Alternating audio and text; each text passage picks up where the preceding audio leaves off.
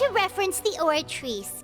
But weren't you as confused as all the rest of us when the Oratrice declared Child to be guilty without any proof?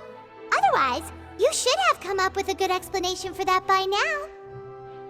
Didn't I make myself clear at the time? The decisions of the gods are naturally difficult for humans to comprehend. There is no need to provide an explanation. Lady Farina, I believe a reminder of your current circumstances is in order. While the court is in session, the principles of justice and the law must come before all else. While you are an Archon, you are also first and foremost the defendant in this trial. You will prove yourself unable to defend against the prosecution's charges if you continue to withhold vital information against the rules of the court. I never thought you'd use that kind of rhetoric against me. That was no trick of rhetoric, Lady Farina. I've merely reiterated the rules of the court. Rules that all should respect and follow. So, you neither knew why Child was declared guilty, nor did you understand the structure and operations of the Oratrice. Instead of having been created by you, the manifestations of authority you mentioned have been made by the real Hydro Archon, haven't they? The real Hydro Archon? Well, now you're really losing me. It is true that I did not know why the Oratrice gave out a guilty verdict that day. But the Oratrice handed out that verdict unilaterally, and it has been operating independently ever since it was first created. You can't argue that just because a divine creation is flawed, that the god behind it must also be no god at all. She's still throwing out all kinds of excuses. Seems like she's confident that we won't be able to produce proof that she has no power over the Oratrice. My power as an Archon. There are many ordinary citizens in the audience. How can I just carelessly demonstrate the formidable power of an Archon? If that poses a concern, I'm prepared to extend my protection to the audience. You don't need to go that far.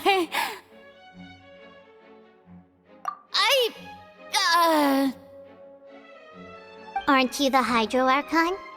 Or is it that you can't even wield the power of Hydro, much less the authority of a god?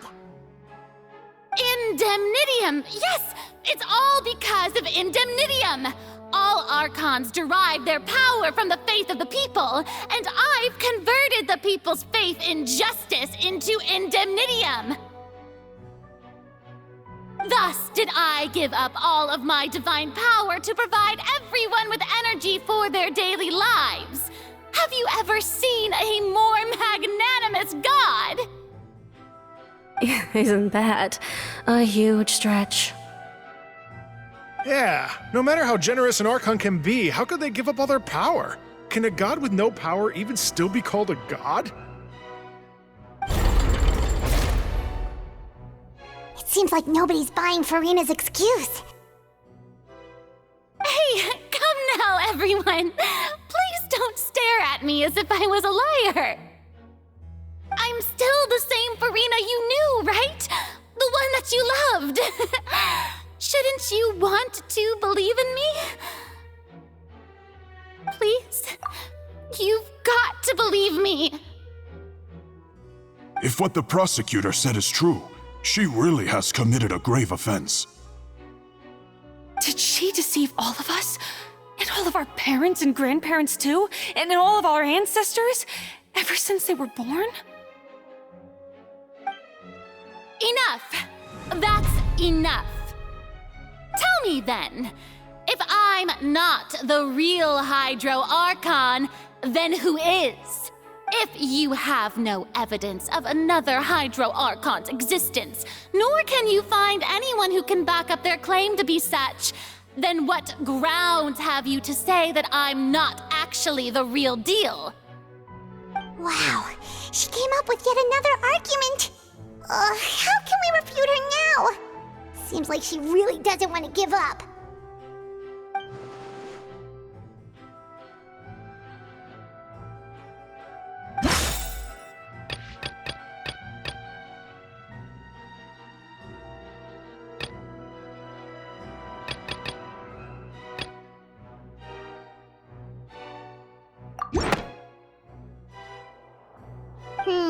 That doesn't sound right.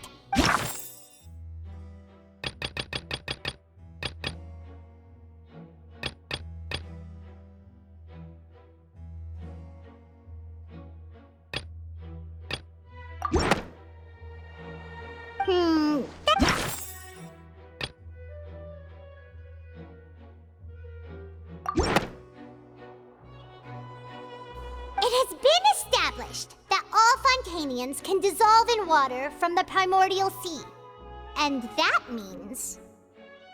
Since you insist on claiming to be a god and not a human, then there's a method that you can use right here and now to eliminate all suspicions of you being the latter. Miss Navia, please apply to serve as a temporary attorney for the prosecution before addressing the court. Though you act in partnership with the prosecutor, you must still adhere to proper procedure. Super sorry, Monsieur Chief Justice. I swear this really will be the last time that I'll speak out of turn. Now, I've brought some seawater from Poisson. As everyone knows, a massive flood struck the area not long ago, taking many lives, including those of some of my closest friends. So, Miss Farina, would you dare to touch some of this seawater? If we are to believe that you are indeed the real Hydro Archon, touching this seawater would have no effect on you. All it should do is strengthen your case. But if you don't dare to touch it, then we would have basically proved the reverse. Oh, and I must remind you that after the disaster at Poisson, nobody wants to see any more people dissolve.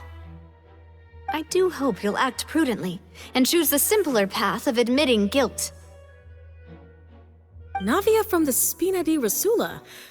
The Spina has governed Poisson for many years. I guess her suggestion is valid. If Lady Farina is indeed just a human, she's probably Fontanian like all the rest of us. Would she really dare to try?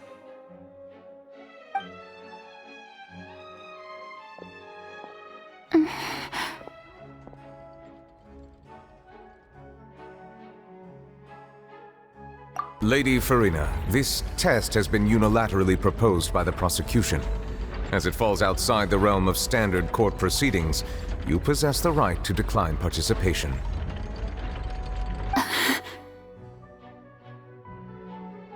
Well, of course he had to tell her that. But refusing to participate is basically the same as a confession of guilt. She's just staring at the water without saying a single word. It really does seem like she's quite terrified of it. That could only mean... What's going on? Is she really planning to... That's not what we thought she would...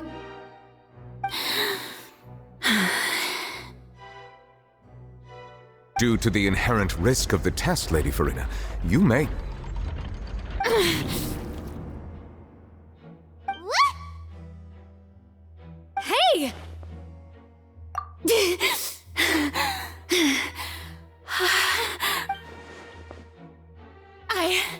I'm fine!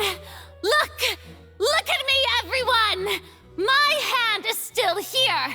I haven't been dissolved! Will you believe me now? I really am your Archon! I'm nothing like a normal human who would fall apart as soon as they touch this water! Really? Was this not the most obvious thing in the world? Miss Siegewin? If you're present, Miss Siegewin, please come forward and attend to the defendant. Siegewin? Don't be nervous. It'll just take a few seconds. Let me see.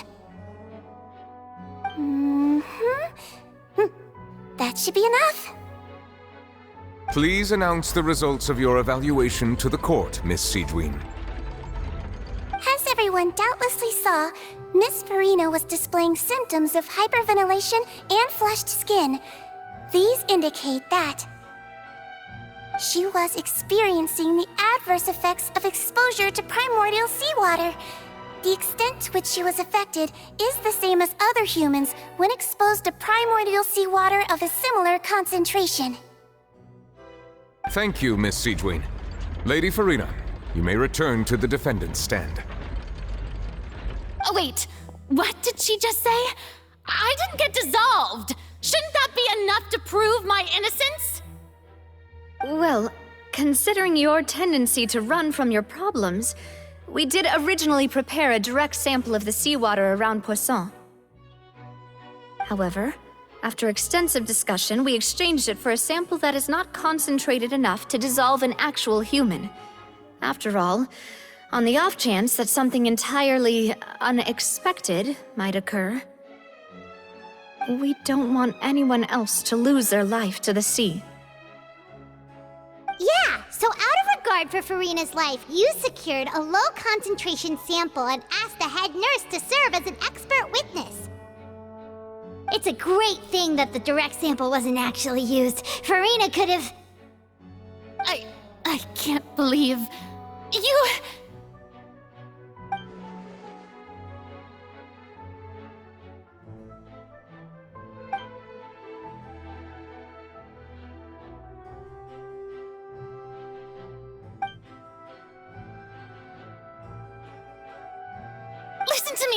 Listen to me, everyone! Please don't give me such cold and disdainful looks! What happened just now didn't prove a single thing! Think about it! How can you conclusively prove that an Archon can't also be affected by the primordial seawater? Also, if I was really just a human, why would I dare to just put my hand in that kind of water?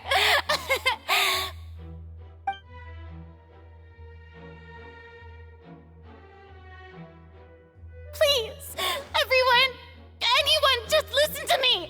I swear, I really am your Archon!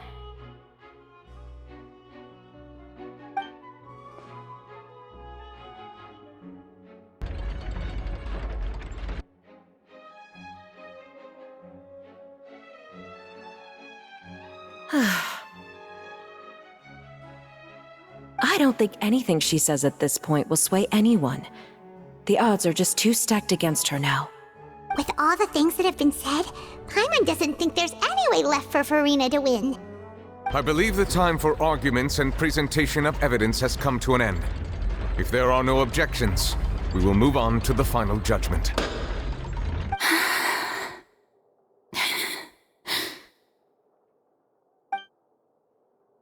I don't think anything she says at this point will sway anyone. She's too stacked against her now.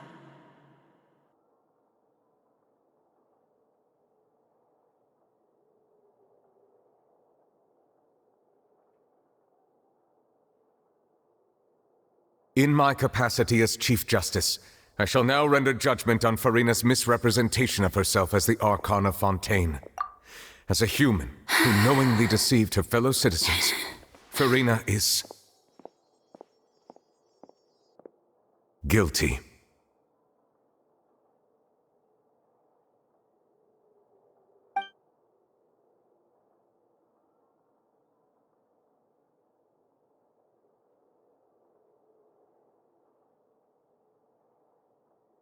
We shall now turn to the Oratrice Mécanique d'Analyse Cardinale to render the final verdict on the charges.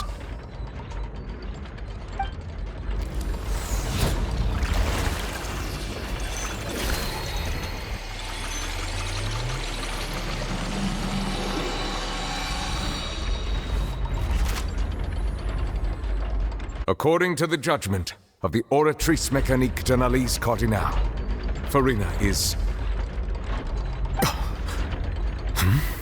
Well, what's wrong? What's the Oratrice's verdict? No, the Oratrice also displays a guilty verdict. Isn't that correct then? However, the exact wording of the verdict is thus: the Hydro Archon, guilty, to be punished via the death sentence. The death sentence? That's actually one of the available sentences? I've always thought that it was just a myth. The one and only time the death sentence has been handed out at the court, and it's been given to the very person we've worshipped as the god of justice? What an unexpected twist. Farina's been sentenced to death by the Oratrice? We just wanted to use the trial to show her the seriousness of things so she'd tell us the truth.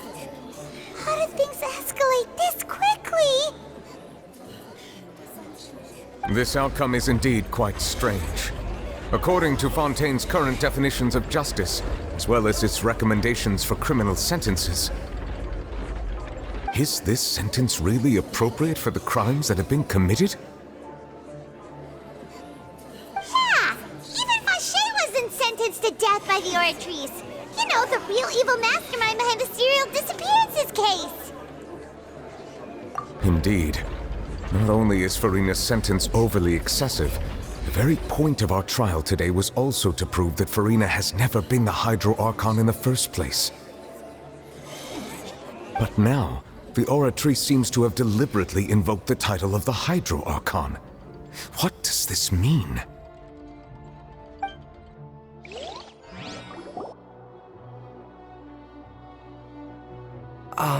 Excuse me, if I may interrupt. Is the trial still going? Fremine! Oh, you finally made it. I assume this means you've completed your mission? Mm-hmm. Any mission Father assigns to me will always be top priority.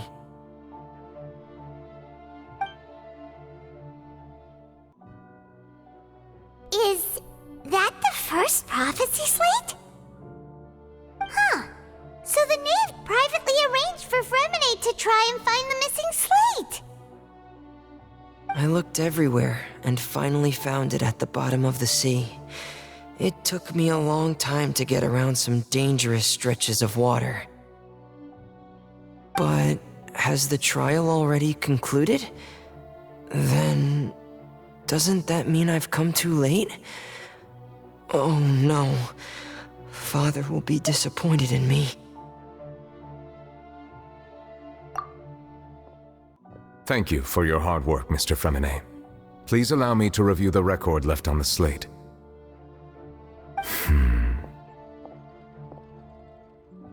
Traveler, I believe that you have already seen the other existing slates, and would like you to come here and confirm their contents.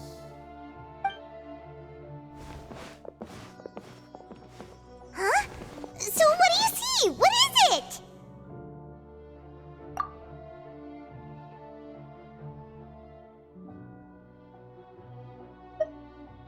I believe I've now made sense of the Hydro Archon's crime. It has to do with Fontaine's lost history.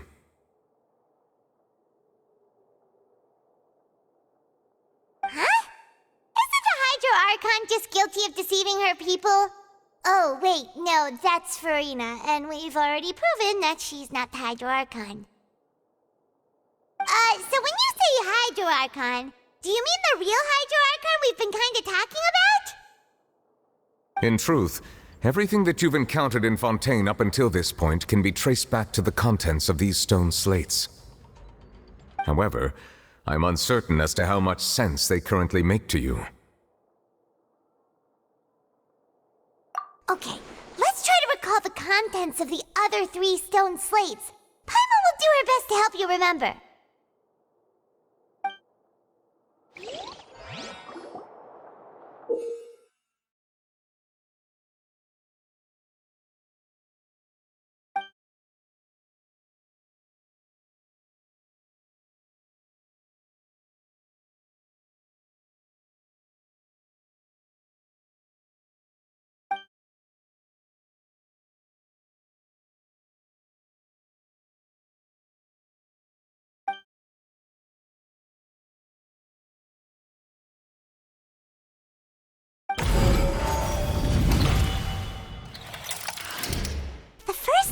slate describes what you just said. It seems to show the previous Hydro Archon using her divine power, and then the Oceanids turn into humans.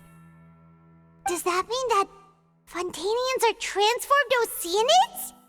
Oh, Paimon wasn't expecting that. But if Oceanids can turn into humans, then perhaps this process can be reversed as well.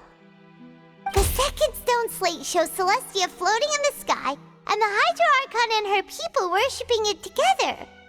But the heavens still brought judgment down upon them. This must be the point when the Hydro Archon and the Fontanians were branded with their original sin. Does this mean that the original sin and the Hydro Archon sin are the same thing? The third slate shows the Hydro Archon sinking into the sea surrounded by many people. That reminds Paimon, didn't we also watch that happen to someone else? Well, the fourth slate is the prophecy the Fontanians have been talking about. People dissolving into the sea, the Hydro Archon crying on her throne, and so on. We didn't believe that such a crazy disaster could happen at first, did we? But after that incident, it was just a question of when and not if.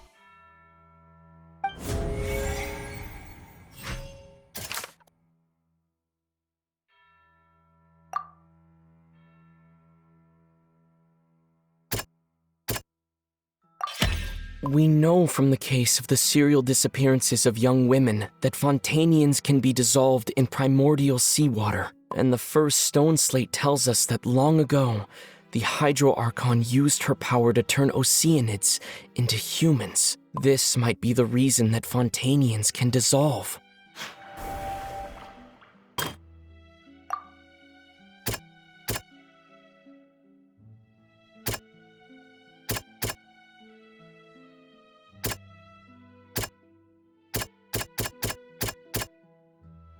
That doesn't sound quite...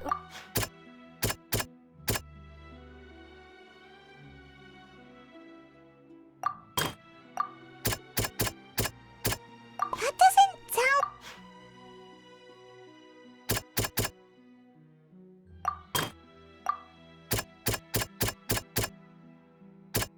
That doesn't sound... That doesn't... That doesn't... Perhaps what is about to take place has all happened before. The true sin of the Hydro Archon that Nervalette mentioned, and the original sin cast down on the people of Fontaine by Celestia, as recorded on the stone slates.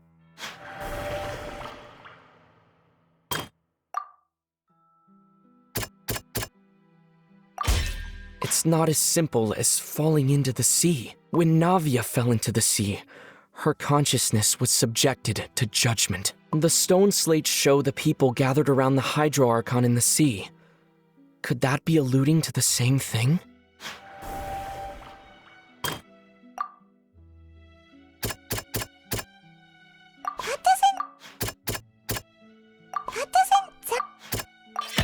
The prophecy from the stone slates found its way into society, but not many people believed it at first. The fortress of Meropide was nearly flooded with primordial seawater, which we know can cause Fontanians to dissolve. It seems increasingly likely that the prophecy may come true. If we hadn't dealt with it in time, things could have gone very badly. They'll dissolve into the primordial sea but won't cease to exist. Their essence will flow in the seawater, converge, and take the form of an Oceanid. The Hydro Archon was sentenced to death in court, shocking everyone present. Perhaps this means that her sin was actually Fontaine's original sin.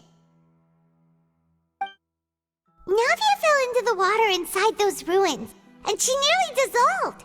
She was surrounded by the people of Poisson in a court within her consciousness, and was forced to take part in a trial meant to make her stay. The eruption of the primordial sea at the fortress of Meropide was the surest sign that the prophecy was about to come to pass no matter what. The prophecy's contents can all be verified by recent events. If we combine what we know together, loads of truths should come to light.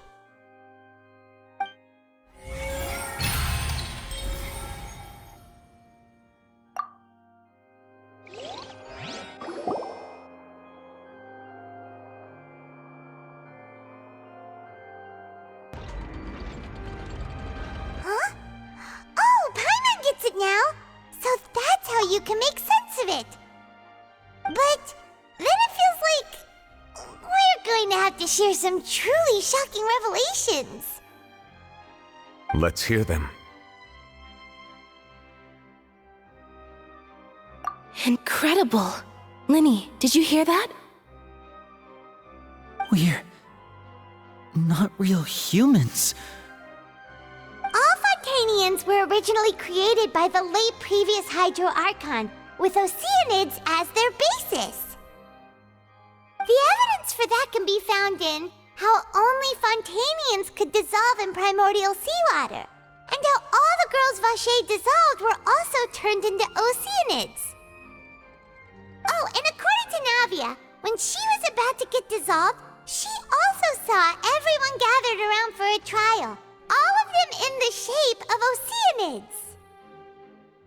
Indeed. Yeah, and it follows from the content of the first slate that she probably angered Celestia by creating humans without prior permission. That could also explain why the Oratrice judged the Hydro Archon to be guilty. It's to account for that ancient sin. The Hydro Archon's true sin was creating us? And yet, after many hundreds of years, the Hydro Archon's creations have turned around to try to judge the Archon within the Opera Epiclese. The twists of history are often the most unexpected of all. Yeah, isn't the image here just like when Navia fell into the sea? So wouldn't it be trying to show the image of the Hydro Archon also falling into the sea once the prophecy has been fulfilled in the fourth slate?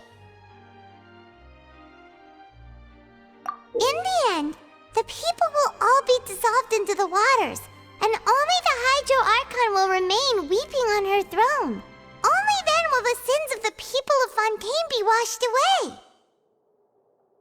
Did Paimon get all that right? You've made some keen deductions. I must say, given how much you still don't know, it is impressive that you've already managed to connect so many pieces of the truth.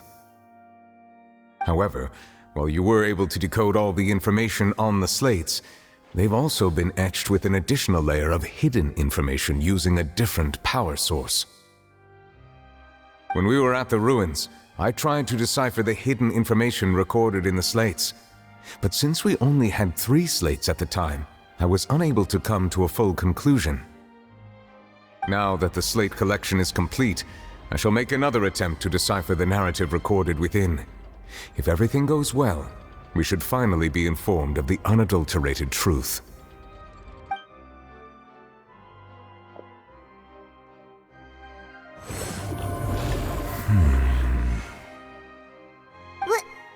Well? Did you get it? I believe I should share this truth not only with you, but with all the people of Fontaine as well. I will try to briefly summarize it for you.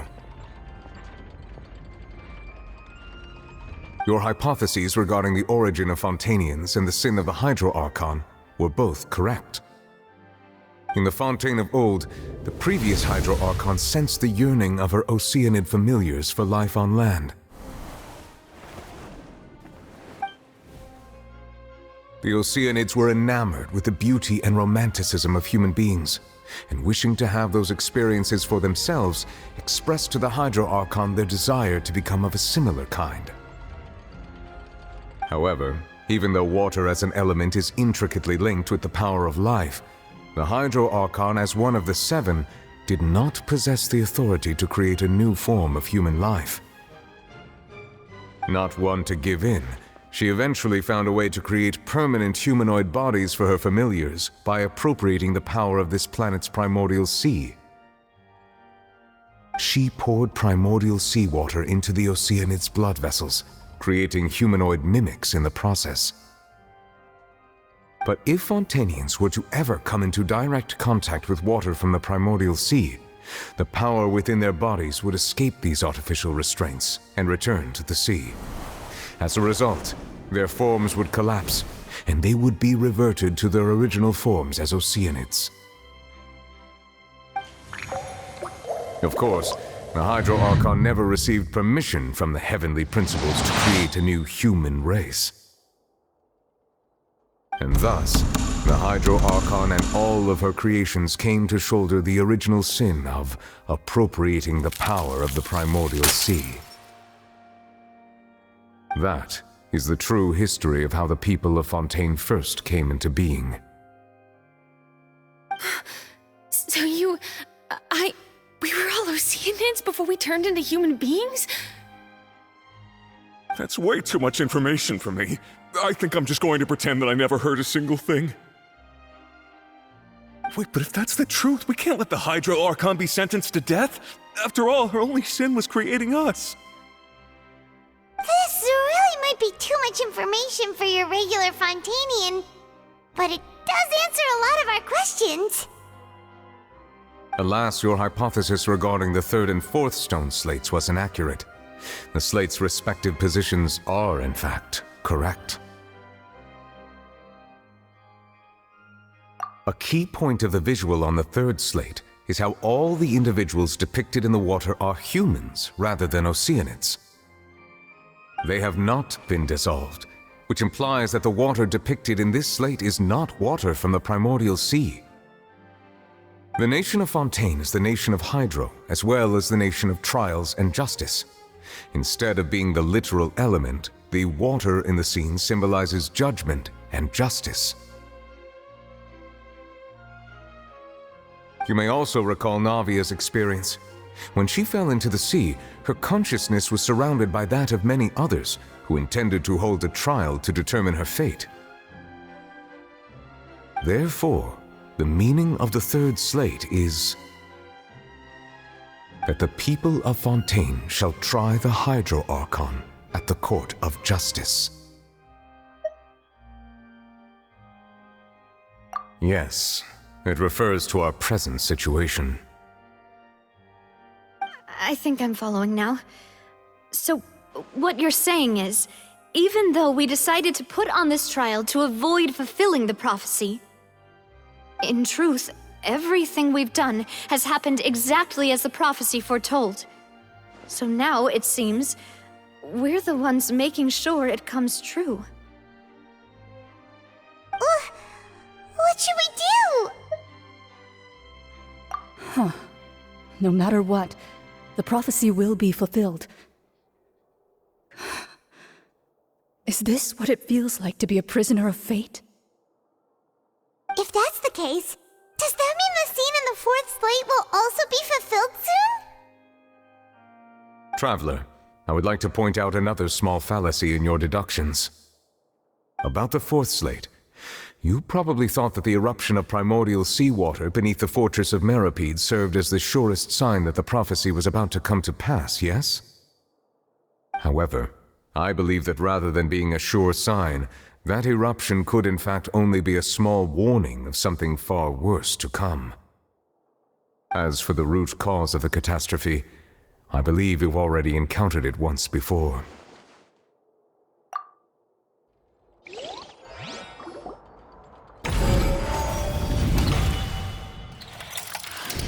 This eruption was just a small warning of the things to come. We must find the root cause of the disaster.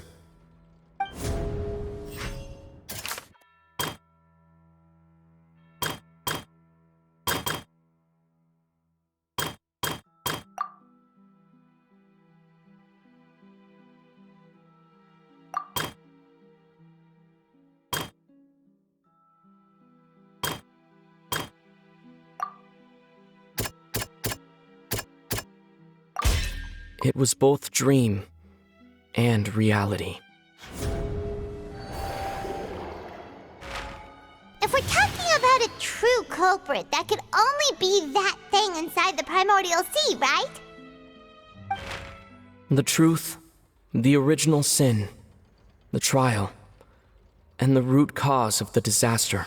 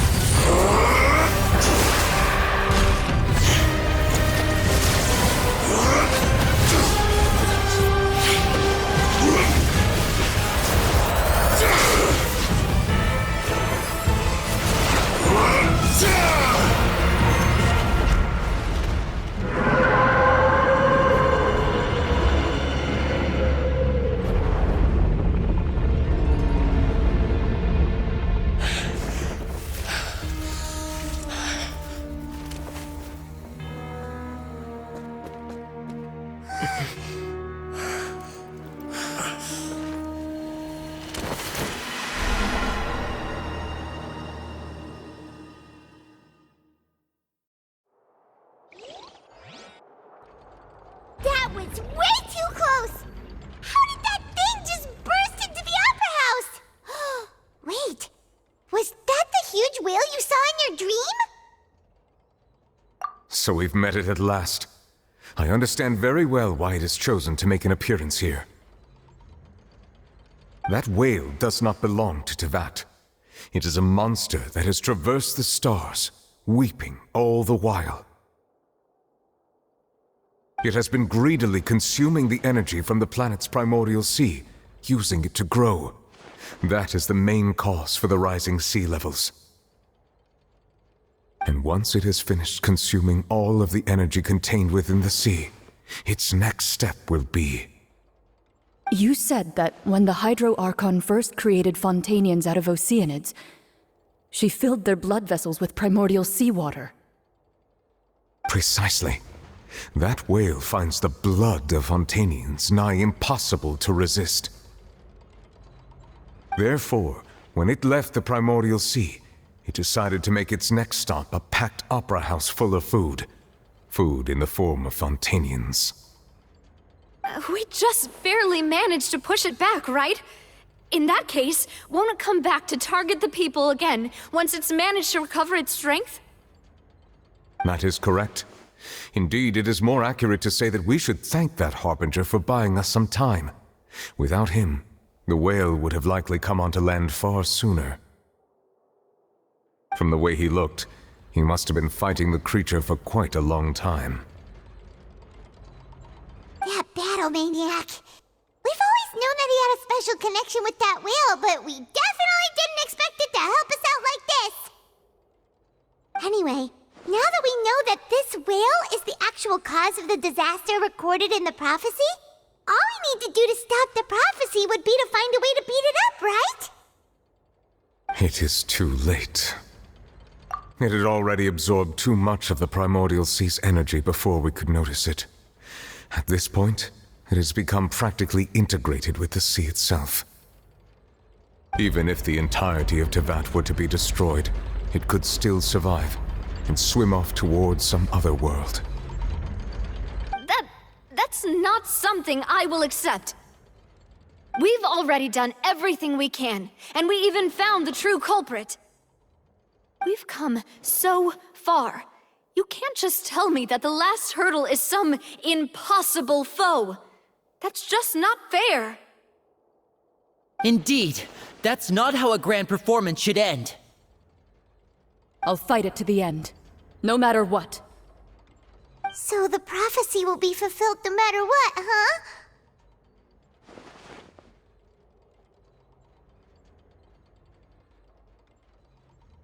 Prophecy. Yes, what has been prophesied will be fulfilled. You may view such things as the history of the future.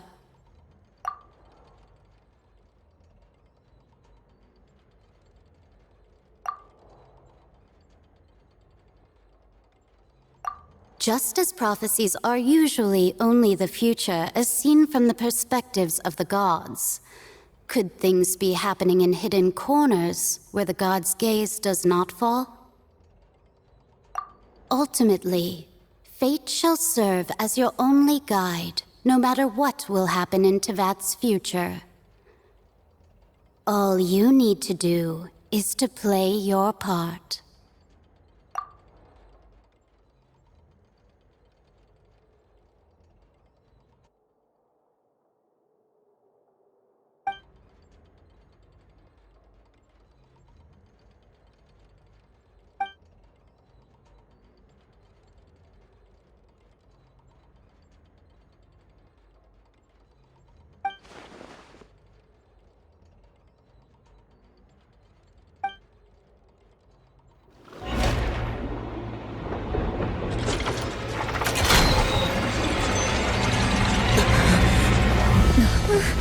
What's happening with the oratories?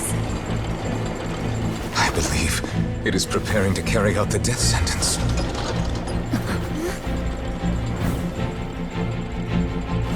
Farina!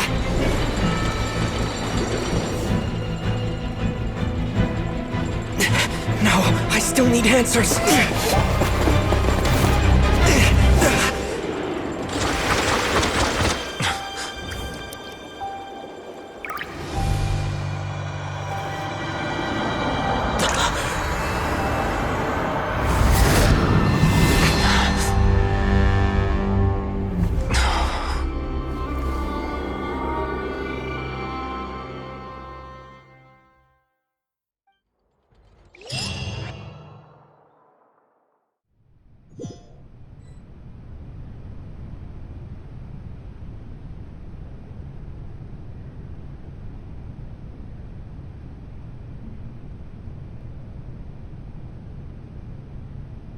You...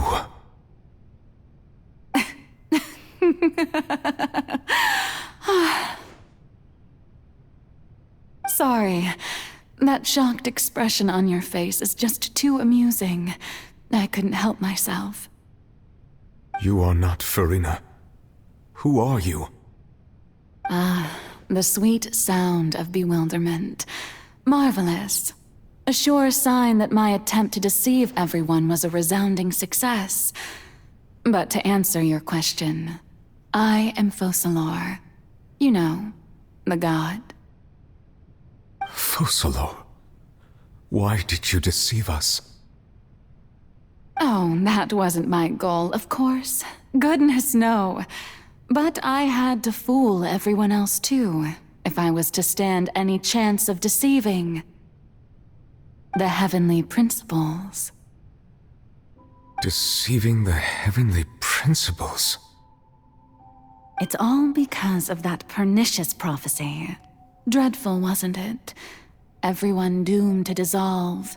Fontaine condemned to be flooded. One was not amused. In fact, one was positively bemused when that problem was thrust upon me by my dearest predecessor. That's the former Hydro Archon Egeria for the uninitiated. It hardly gets more disastrous than a preordained national catastrophe, now does it? She knew full well that the prophecy would surely come to pass.